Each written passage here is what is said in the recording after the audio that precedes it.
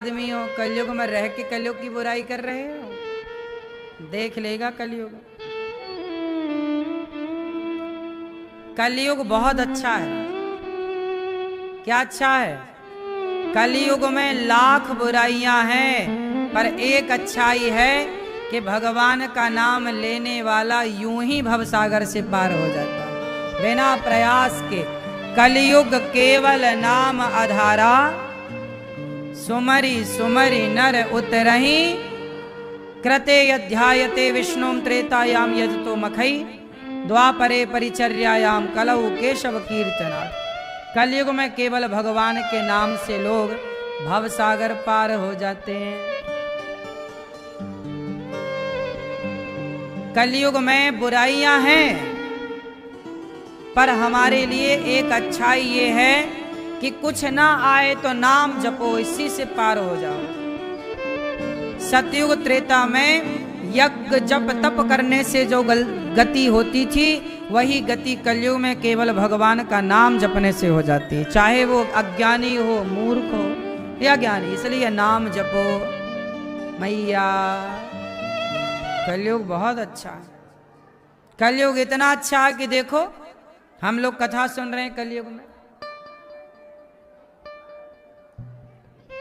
मैया, ओ कलयुगी मैया, देखो पंचायत चल रही है मस्त। ए मैया, हो गई पंचायत? कलयुग केवल नाम आधारा, सुमरी सुमरे नर उतरहि पारा। कलयुग बहुत बढ़िया। कलयुग कहाँ रहता है? कहाँ? कलयुग कहाँ? अभी कौन से युग में हैं आप लोग? कलयुग कहाँ रहता? सब जगह कलयुग नहीं रहता। द्यूतम पानम स्त्रियः सूना यत्रा धर्मश्चतुर्विधा। कलयुग कहाँ रहता? जुआ। जहाँ जुआ है वहाँ कलयुग है। तुम्हारा पति जुआ खेलता होगा तो कलयुग ले आता होगा घर में। पानम, जहाँ शराब है वहाँ कलयुग है। जहाँ स्त्रियां, जहाँ पर स्त्री पर पुरुष का संग है वहाँ कलयुग। जहाँ मांसाहार है वहाँ कलयुग। और जहाँ बेईमानी से कमाया गया धन है वहाँ कलयुग। आप बेईमानी नहीं करते, आप पराई स्त्री पराई पुरुष को नहीं देखते, आप जुआ नहीं खेलते, शराब नहीं पीते, आप मांस नहीं खाते, तो आपका कलयुग कभी कुछ नहीं बिगाड़ सकता। कलयुग सब जगह नहीं है।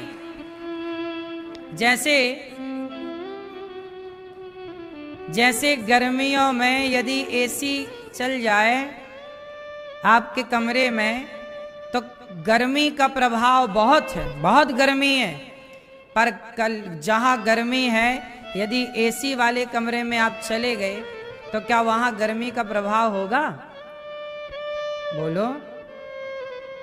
गर्मी है, पर गर्मी का प्रभाव वहाँ नहीं है जहाँ एसी चल रही है। बोलो हाँ। उसी तरह कलयुग है, पर कलयुग का प्रभाव वहाँ नहीं है जहाँ सत्संग हो रहा, जो भगवान के भजन में लगे हैं, सेवा में लगे हैं, उन पर कलयुग का कोई प्रभाव नहीं। कलयुग उन पर प्रभावी है जो जुआ खेल रहे हैं। आप मैया खेलती हो जुआ? लूडो वगैरह माताएं खेल रही हैं आजकल। मैया, ओ पीली मैया, नींद आ रही है मैया को। मैया, जुआ खेलती हो? नहीं? शराब पीती हो? जुआ नहीं खेलना कभी। आप खेलते हो जुआ? और भैया आप नहीं?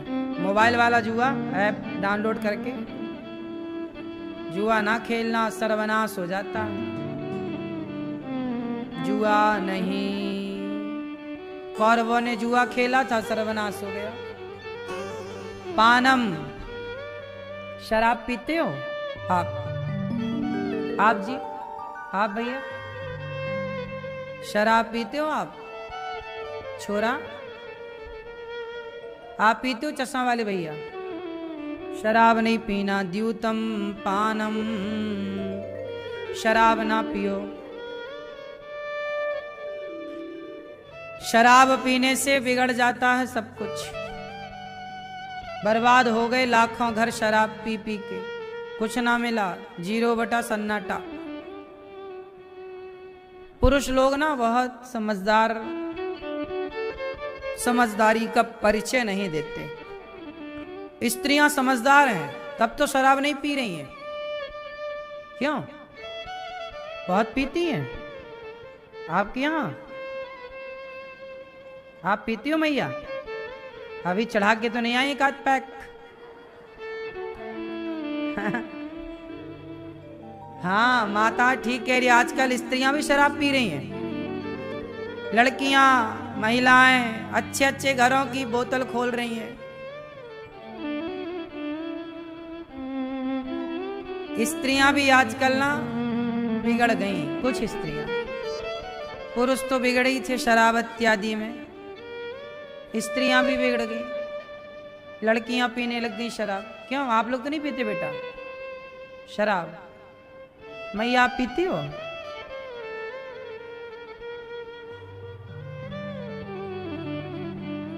लाल मैया आप पीती हो शराब? मैया आप, हे मैया,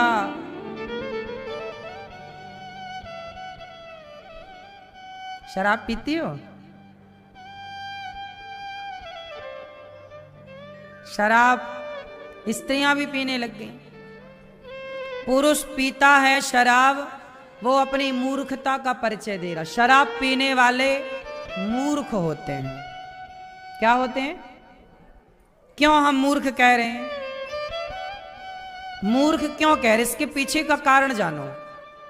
कारण ये है कि शराब पीने से सबको पता है कि शराब नुकसानदायक है। पहला, जो पी रहे हैं उन्हें भी पता है कि शराब पीने से नुकसान होगा। शराब पीने से शरीर बिगड़ता है, परिवार का माहौल बिगड़ता है, घर में किचकिच बनी रहती है। फिर भी आप पी रहे हैं तो आप विद्वान तो नहीं हैं। आप जान करके गलत चीज पी रहे हैं, जान रहे हैं कि ये शरीर को डैमेज करेगी, नुकसान पहुंचाएगी। शराब की बोतल में ही लिखा है नीचे कि शराब पीना स्वास्थ्य के लिए हानिकारक। यदि शराब अच्छी होती तो हम भी पीते। दूध अच्छा है तो हम भी पीते हैं, पानी अच्छा है हम भी पीते हैं, गन्ने का रस अच्छा है हम भी पीते हैं। हम गन्ने का रस पीने को तो मना नहीं कर रहे हैं, आम का रस पीने को तो मना नहीं कर रहे हैं, अनार का रस पीने को तो मना नहीं कर रहे हैं। अनार का रस तो हम भी पीते हैं, फलों का रस हम भी पीते हैं। आप भी पियो, दूध दही लस्सी पियो, छाछ पियो। बस शराब पीने का मना है। क्यों? क्योंकि शराब क्यों नहीं पीनी चाहिए, इसका सबसे बड़ा कारण, मैं भोपाल जेल में कथा सुनाने गया कैदियों को, तो जानते हो वहां क्या हुआ?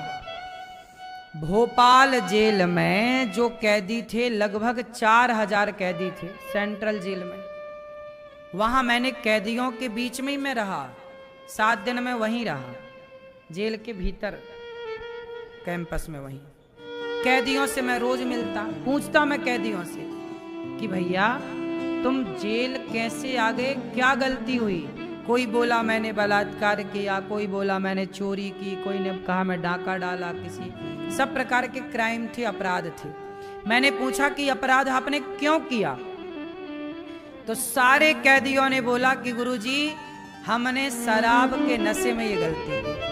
किसी ने मर्डर किया, किसी ने बाप को ही मार दिया, किसी ने पत्नी को मारा तो मर ही गई। कैसे मारा? शराब के नशे में मारा। मारा तो मर ही गए, जेल आ गए, आजीवन सजा।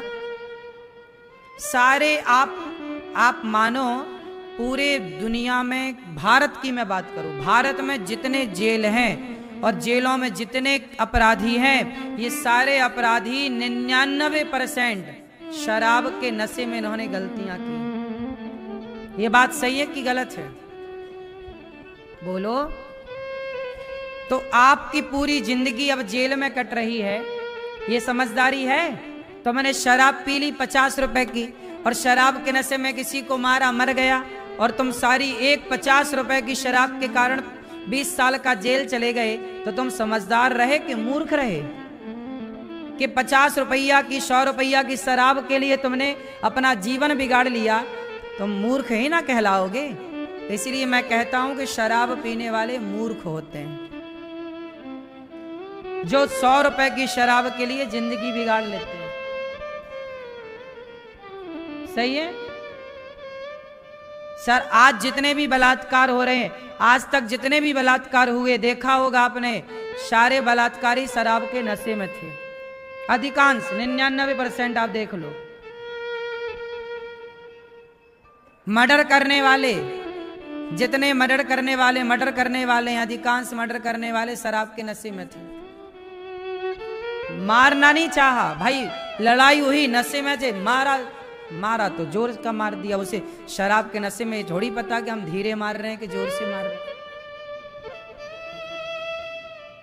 एक भोपाल जेल में कैदी है अभी भी, वो भोपाल का ही है।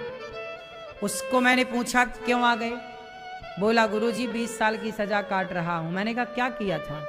बोले मेरी पत्नी का रिजल्ट आया था, उसने कोई फॉर्म भरा होगा, कोई परीक्षा एग्जाम दी होगी, नौकरी के लिए कुछ भी रहा होगा, तो बोली पत्नी बोली रिजल्ट आया है, आप जरा ये लैपटॉप में खोल के दिखा दो। और मैं शराब पी के सर्दियों में पड़ा था रजाई ओढ़े। मैं बोला पत्नी को कि कल तुम्हें रिजल्ट दिखाऊंगा। पत्नी बोली नहीं, मुझे अभी दिखाओ, परिणाम आ गया। तो उत्सुकता तो होती है कि भाई आज ही देखें कि क्या परिणाम आए। तो पत्नी ने उनकी रजाई खींच दी। वो लेटे थे, सर्दी का मौसम था और वो शराब पी के रखा था। पत्नी ने रजाई खींची तो उसके पति ने कहा कि अब रजाई ना खींचना, मार दूंगा वरना। पत्नी ने दोबारा भी रजाई खींच दी। तो वो उठा और पत्नी को पकड़ा, बिस्तर पर लिटाया, उसकी गर्दन पर चढ़ गया, श्वास नली टूट गई। पत्नी बगल में ऐसी पड़ी कि वो सोती रही। जब उसकी नशा सवेरा शराब का नशा उतरा, देखा पत्नी उठी नहीं, हिलाया डुलाया, मर चुकी थी। खुद हॉस्पिटल ले गया, और जब खुद हॉस्पिटल ले गया तो जब वहां मरी पाई गई तो पोस्टमार्टम हुआ तो पता चला कि इसका गला दबाया गया है। उसे पता ही नहीं था कि मैंने इसका गला दबा दिया। खुद ले गया हॉस्पिटल। परिणाम ये निकला कि बाद में मर्डर का केस लगा, 20 साल की सजा हुई, पत्नी भी चली गई, छोटे छोटे बच्चे थे वो अनाथ हो गए, और अब ये जेल की सजा। रो रहा था, गुरुजी बड़ी गलती किसने किया? 100 रुपए की शराब ने तुम्हारी पत्नी की जान भी ले ली और तुम्हारे बच्चों को अनाथ कर दिया। दूसरों के भरोसे अब बच्चे रोटी मांग रहे हैं। कौन प्यार करेगा उन्हें? कौन लाड़ लड़ाएगा? कौन रोटी देगा? कौन? एक 100 रुपट्टी की शराब के लिए तुमने जीवन खराब कर लिया। अब तुम्हें समझदार कहें हम कि मूर्ख कहें? नालायक हो एक नंबर के तुम।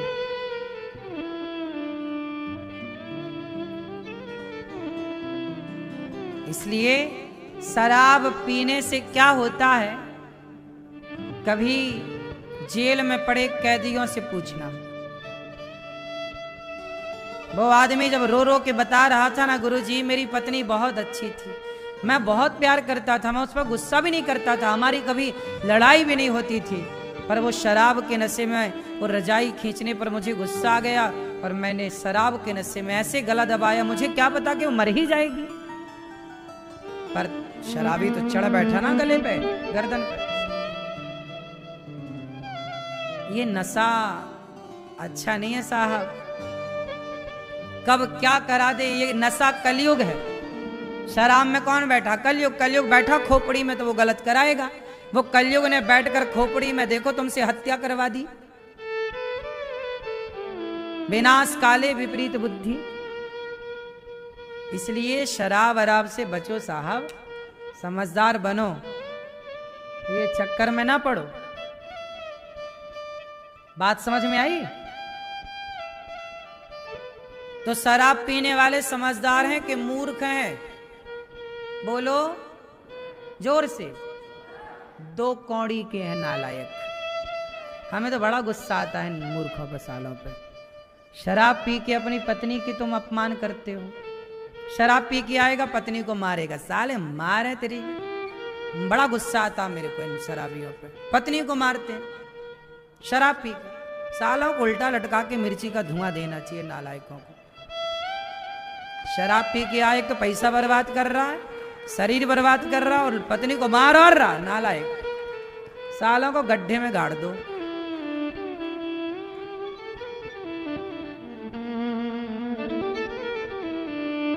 क्यों जी? पत्नी को मार रहा है। साले शराब तुम पियो, बर्बाद पैसा तुम कर रहे हो, पत्नी को मार रहा है।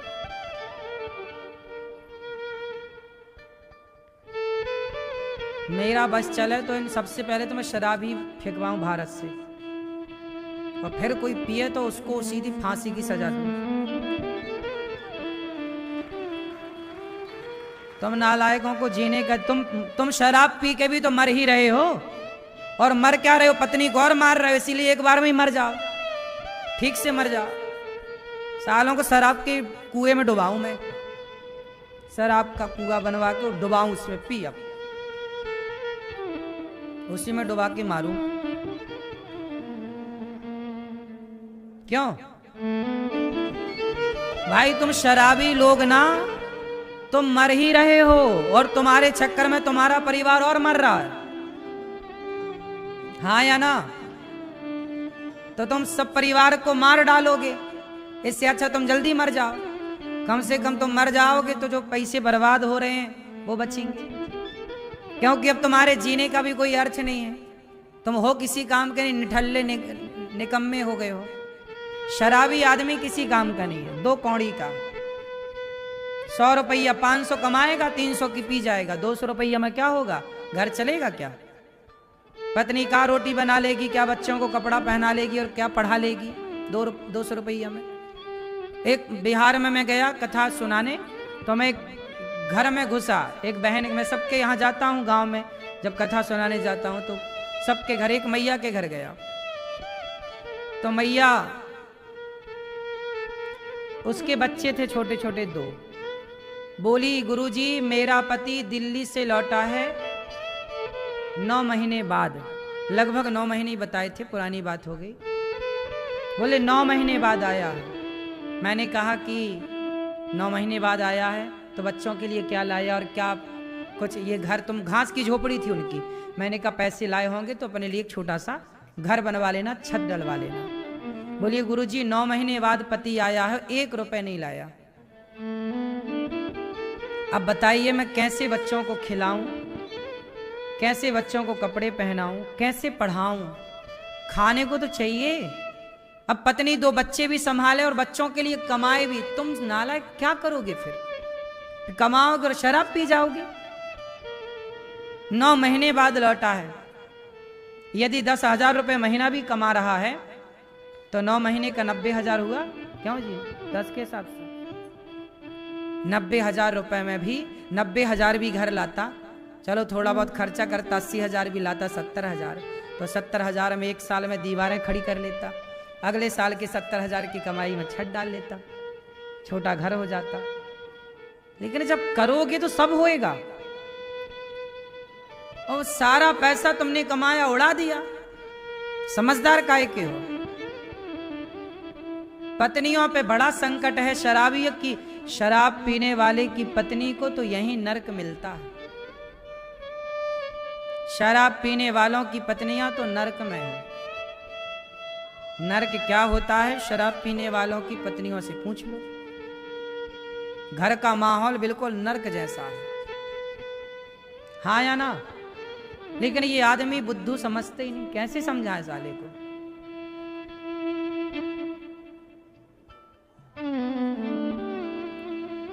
अरे 2 पैसे कमाओ, अपने लिए बच्चों को पढ़ाओ लिखाओ, अपने लिए घर बनवाओ, अच्छी जिंदगी जी लो। शराब पी के क्या सुअरों की तरह तुम पड़े हो गंदी नालियों में? क्या समझदारी है? परिवार शादी, एक तो शादी ना करो, फिर शराब पीने वालों का शादी ना करो। इसलिए कह दो छोरियों का ब्याह शराबियों से ना कर देना, बर्बाद हो जाएगी जिंदगी। एक नंबर के नालायक होते हैं ये लोग, निकम्मे। ये पत्नी से और कहेंगे बाप से पैसे लाओ, शराब पिएगा मांग मांग के। अपनी छोरी को कुंवारी रखो पर शराबियों को ना ब्याह हो।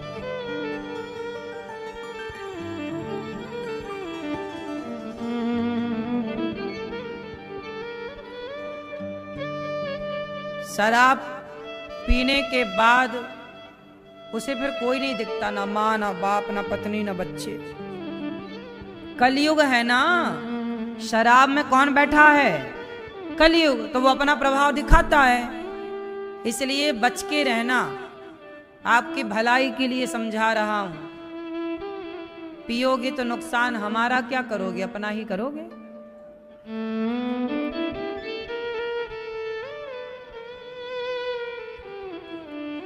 कलयुग का पहला ठिकाना जुआ, शराब, फिर स्त्रियां, पर नारी, पैनी छुरी तीन तरफ से खाए, धन हरे यौवन हरे घोर नरक ले जाए।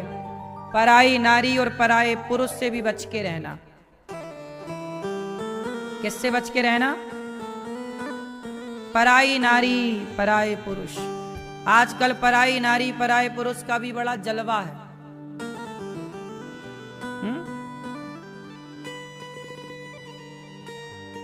आजकल तो आदमी, पुरुष लोग, कुछ पुरुष, सारे नहीं, कुछ पुरुष पराई स्त्रियों के चक्कर में पड़े हैं। कुछ लोग तो शादी ही नहीं करते कि बिना शादी किए ही पराई नारियों में खुश हैं। कर लेंगे तो एक में बंध जाएंगे, नहीं करेंगे तो खुला साण घूम रहे हैं। क्यों? आजकल शादी भी नहीं कर रहे हैं कुछ लड़के, क्योंकि पर नारी में फंस चुके हैं। औरतों का, कुछ औरतों का काम और कुछ औरतों का धंधा भी है मर्दों को फंसाना। लड़कों को फंसा लेती हैं अपने झूठे प्यार में। और आजकल लड़कियां तो कम, शादीशुदा स्त्रियां भी कुछ कुछ, उनका भी मन डोल रहा है, डगमग डगमग। मन डोला मेरा तन डोला, सब डोल रहा है।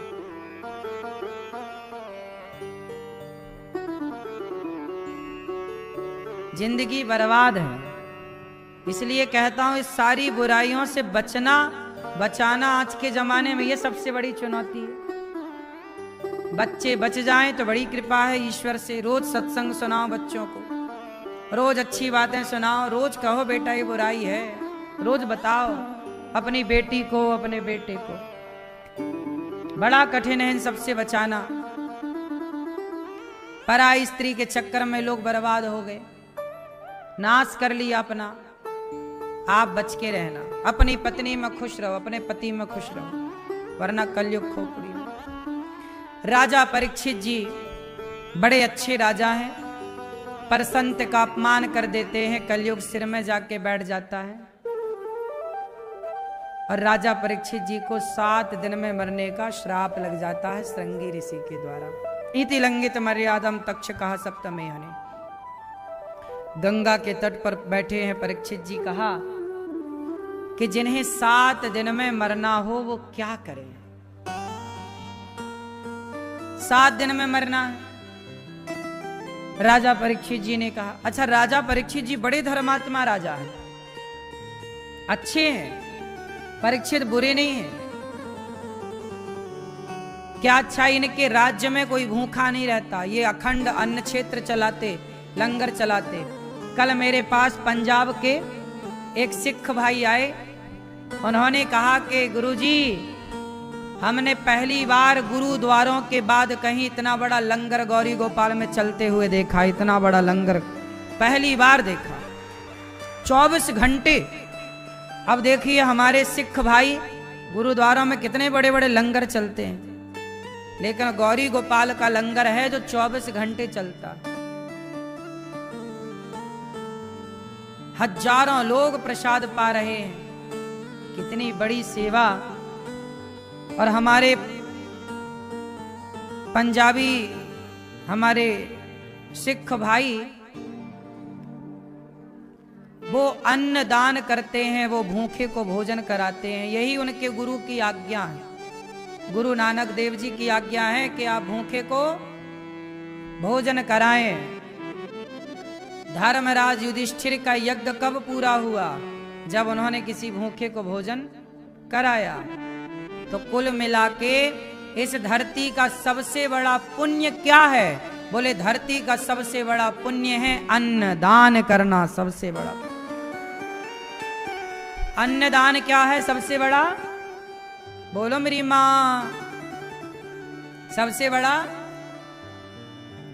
बड़ा पुण्य है अन्नदान। इसलिए आपसे मेरी प्रार्थना है कि जो गौरी गोपाल आश्रम में सवेरे सवेरे साधु संत जन आते हैं, ये साधु भजन करने वाले बहुत संत ऐसे हैं जो रोज वृंदावन की परिक्रमा लगाते हैं, रोज यमुना जी स्नान करते हैं, रोज ये तमाम सेवाएं यहाँ पे वृंदावन में बिहारी जी का दर्शन करते हैं। कहीं ये आपसे मेरी प्रार्थना है कि इन संतों को, जो परिक्रमा लगाने वाले संत हैं, भजन करने वाले साधु हैं, इन संतों को आप भी रोटी दें, आप भी अपने हाथ से रोटी बांटें। संतों को भोजन देना कितना बड़ा पुण्य का कार्य है। तो आप रोज ये सेवा करो। आज आपकी बेटी का जन्मदिन आए तो बेटी के नाम से अन्नदान करो। बेटे का जन्मदिन आए तो बेटे के नाम से अन्नदान करो। कोई भी आपके परिवार में उत्सव आए, त्योहार आए, तो आप उसमें जरूर से अपनी बेटी के लिए, बेटे के लिए कोई भी अच्छे कार्य में अन्नदान जरूर करें। इससे क्या होगा कि अन्नदान करने से जो बाधाएं हैं, दान से क्या होता? दानम दुर्गति नाशनम। हमारे जीवन में कोई संकट आने वाला हो, कोई विपदा आने वाली हो और हमने दान कर दिया तो देने से वो विपत्ति टल जाती है। दान करने से विपत्ति टलती है। बच्चों के नाम से दान क्यों किया जाता है? ताकि बच्चों पर आने वाला कोई संकट हो तो दान से वह, दानम दुर्गति नाशनम, दान करने से वह टल जाए। इसलिए साधु जन आपकी रोटी खाएंगे और भजन करेंगे तो आपके ऊपर आने वाला कोई संकट, कोई विपदा भगवत कृपा से टल जाएगी। इसलिए खूब नाम जपो भगवान का और खूब दान पुण्य करने के लायक बनाया हो विधाता ने। तो देने से ना हिचकिचाओ, देने से ना घबराओ। ये देखो संतों की सेवा है। दाल चावल सब्जी रोटी लोग आ करके अपने हाथों से बांट रहे हैं। आप भी आओ, आप भी बांटो। एक दिन की साधु सेवा करो, एक दिन की रसोई भी आप बंटवा सकते हैं। संपूर्ण साधु सेवा आप करें कि आज सारी साधु सेवा, सारे संतों को भोजन हमारी ओर से, वरना इन संतों को रोटी जो बंटती, एक रोटी आप अपनी ओर से दें कि इसमें से एक रोटी हमारी रहेगी। रोटी सेवा से जुड़ें, एक रोटी का, दो रोटी का सहयोग करें। थोड़ा थोड़ा योगदान जो आपसे बने। एक दिन की संपूर्ण अन्न क्षेत्र की सेवा आप कराइए। साथ ही यहाँ रसोई जो चलती है, जिसमें आप लोगों ने भी प्रसाद पाया कि नहीं? पाइएगा सब लोग प्रसाद। प्रसाद आप भी पाओ, आप भी सहयोग करो। एक एक व्यक्ति, यदि एक एक व्यक्ति को भोजन कराने का भी संकल्प लें तो भी अच्छा होगा। ये देखो हजारों लोग, कोई भी आओ सबको पेट भर मिलता है। गौरी गोपाल जी की रसोई में वृंदावन धाम में आने वाले प्रत्येक भक्त को भरपेट भोजन मिलता है। अखंड चलती है ये सेवा। आप भी एक दिन की संपूर्ण रसोई सेवा बंटवा कर पुण्य के भागीदार बने कि आज भाई हमारी ओर से सब सेवाएं होंगी। आज गौरी गोपाल गुरुकुल की गौरी गोपाल रसोई की चर्चा पूरी दुनिया में है और साथ ही गौरी गोपाल गुरुकुल है। आज बच्चों का यज्ञोपवीत संस्कार होगा, हो रहा है, कार्य चल रहा है। मैं इसके किस तरह से हुआ वो कल आपको दिखाऊंगा भी।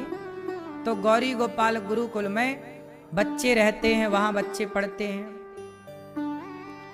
किस तरह से बच्चों का मुंडन होता है, किस तरह से बच्चों का यज्ञोपवीत की विधाएं